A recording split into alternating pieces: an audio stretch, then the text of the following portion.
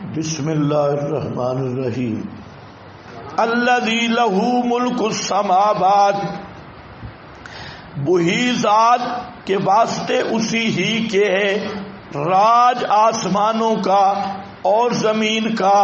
لہو کی بات بار بار پڑھی ہے، یہ لام اختصاص کا اور لہو کی تقدیم حصر کے لیے۔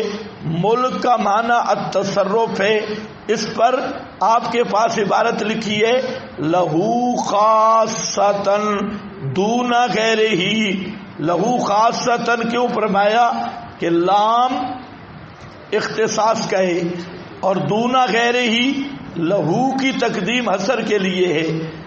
دون غیرہ ہی لا استقلالا ولا اشتراکا، نہ کسی اور کے لیے، نہ مستقل طور پر، نہ بطور اشتراک اور سان شراکت کے۔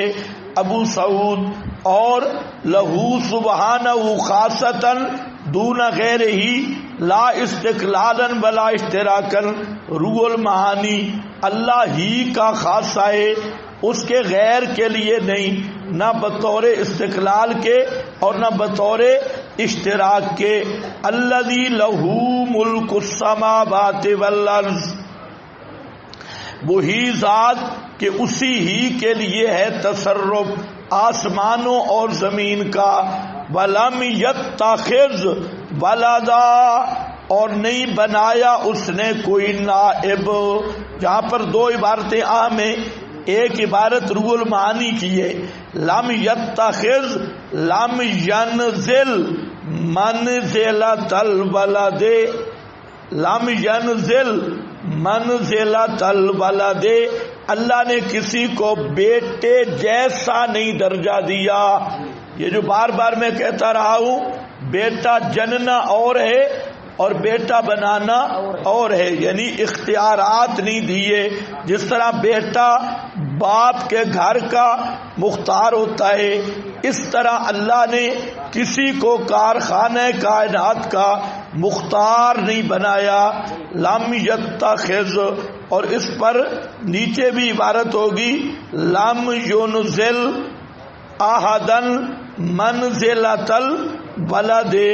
البحر المحیط، اوپر والی عبارت روح المعانی کی ہے، نیچے والی البحر المحیط کی، کہ اللہ تعالیٰ نے کسی کو درجہ نہیں دیا بیٹے والا، یعنی اتخاذ ولد سے مراد بیٹا بنانا، بیٹا بنانا، بیٹا جننا نہیں۔ وَلَمْ يَتَّخِذْ وَلَدًا وَلَمْ يَكُنْ لَهُ شَرِيكٌ فِي الْمُلْكِ۔ دلیل الذی لہو، دلیل عقلی دوم۔ اب معنی کیا ہوگا؟ فرقان جیسی کتاب نازل کرنے والا اللہ، تو برکتیں دینے والا بھی اللہ۔ زمین و آسمان میں متصرف ہونا یہ اللہ ہی کا خاصہ، تو برکتیں دینا بھی اللہ ہی کا خاصہ، برکات دہندہ ہونا۔ ولم یتخذ، اور کسی کو برکتیں دینے کا اختیار نہیں دیا، کسی کو تفویض نہیں کی برکات۔ ولم یکن لہ شریک فی الملک، اور نہیں کوئی واسطے اس کے سانجا ملک میں، بادشاہی میں، کوئی اس کا پارٹنر نہیں ہے۔ وخلق کل شیء، اور پیدا کیا ہر چیز کو، وحدہ پر لکھا ہے مدارک میں، مدارک کا حوالہ، اور رضی نے ضابطہ لکھا، اور ناویوں نے بھی، کہ جب کلام کے ایک جز میں اثر ہو پورے کلام میں اثر ہوتا ہے۔ اس لحاظ سے مدارک نے وحدہ کا لفظ نکالا، فرمایا خلق کل شیء فقدرہ تقدیرا، پیدا کیا ہر چیز کو صرف اللہ نے، فقدرہ تقدیرا، پس مقرر کیا اس کے لیے اندازہ، اندازہ کیا اس کے لیے اندازہ کرنا، یعنی ہر چیز کو جس طرح پیدا کرنا چاہیے تھا اسی طرح اللہ نے وجود دیا، اسی طرح اس کے منافع کے حصول کے لیے اور ضرر سے بچاؤ کے لیے اللہ نے اسے اسباب مہیا کر دیے۔ فقدرہ تقدیرا واتخذوا من دونہ، بنا لیے مشرکوں نے اللہ کے سوا۔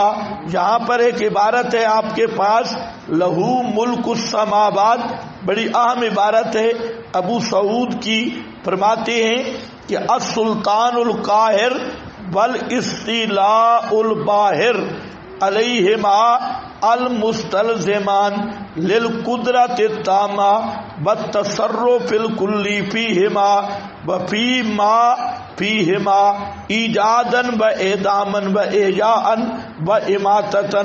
آگے لفظ کیا آ رہا ہے؟ امرن او نہین، امرن او نہین۔ اس بات کو سمجھو کہ لہو ملک السماوات میں توحید فی التصرف بھی ہے اور توحید فی الحاکمیت بھی ہے، کیونکہ تصرف دونوں طرح ہے، تصرف فی التکوین اور تصرف فی التشریع۔ دونوں تصرف لہو ملک السماوات، دونوں تصرف اللہ تعالی ہی کا خاصہ ہے، تکوینی امور میں اور تشریع حلال حرام تشریع شرعی امور میں۔ جس طرح امور تکوینیہ میں وہ اکیلا متصرف ہے، اسی طرح امور تشریعیہ میں بھی وہ اکیلا متصرف ہے۔ عام طور پہ توحید امور تکوینیہ کی بیان کی جاتی ہے، لیکن جہاں حاکمیت کا معاملہ ہے، کسی چیز کو حلال کرنا، کسی چیز کو حرام کرنا، کسی قانون کو مقرر کرنا، مصلحت الناس کے لیے احکام کا نازل کرنا، یہ سب اللہ ہی کا تصرف ہے۔ یہ لہو ملک السماوات اسی طرح اثر ہوگا۔ تو جہاں تصرف فی التکوین اور تصرف فی التشریع دونوں اللہ تعالیٰ کا خاصہ ہے۔ یہ اصل عبارت یہ بتانا چاہتا تھا کہ السلطان القاہر والاستیلاء الباہر، پوری بادشاہی اور تصرف اور غلبہ دونوں پر آسمان و زمین پر یہ اللہ کا ہے، جو اس بات کو مستلزم ہے کہ وہ قدرت تامہ ہے۔ آگے لفظ کیا ہے؟ والتصرف کلی للقدرت تامہ والتصرف الکلی، پورا تصرف ان دونوں میں، ان دونوں کے اندر بھی، وفی ما فیہما، اور جو کچھ ان دونوں کے اندر ہے، کسی چیز کو پیدا کرنا، معدوم کرنا، زندہ کرنا، مارنا، اور امر کرنا، روکنا، حسب ما تقتضی مشیتہ، جیسے اس کی مشیت کا تقاضا ہے، المبنیۃ علی الحکم والمصالح ابو سعود۔ تو خیر یہاں پر خلق کل شیء، پیدا کیا ہر چیز کو، فقدرہ تقدیرا،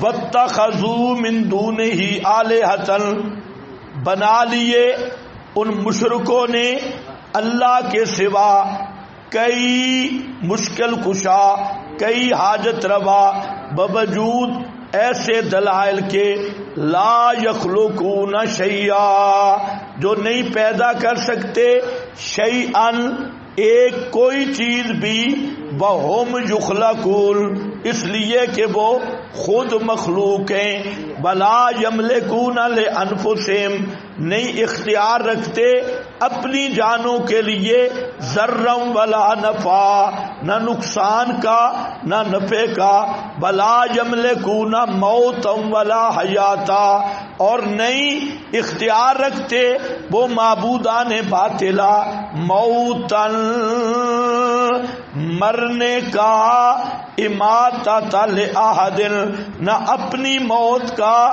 نہ دوسروں کی موت کا، ولا حیاتن اور نہ اپنی زندگی کا نہ دوسروں کی زندگی کا، باسن للاموات بلا نشورا، اور نہ زندہ ہونے کا، نہ زندہ رہنے کا، نہ زندہ ہونے کا، بلا نشورا۔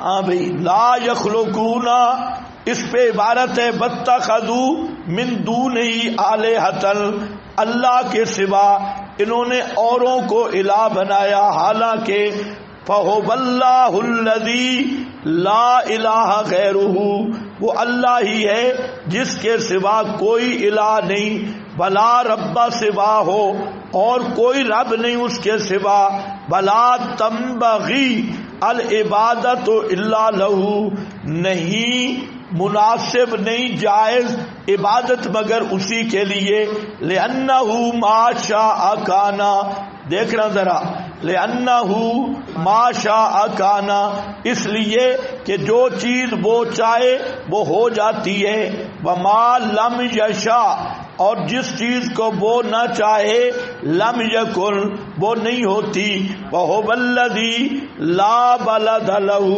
اور وہی اللہ ہی ہے اس کا کوئی نائب نہیں، کوئی بیٹا نہیں، بلا والدہ، نہ اس کی کوئی اصل ہے، بلا عدیلہ، نہ اس کا کوئی برابر ہے، بلا ندیدہ، نہ اس کا کوئی ند ہے، بلا وزیرہ بلا نظیرہ، اس کا وزیر بھی کوئی نہیں، اس کی نظیر بھی کوئی نہیں، بل ہوول احد الصمد الذی، بلکہ وہ اکیلے بے نیاز ہے، الذی لم یلد ولم یولد ولم یکن لہ کفوا احد۔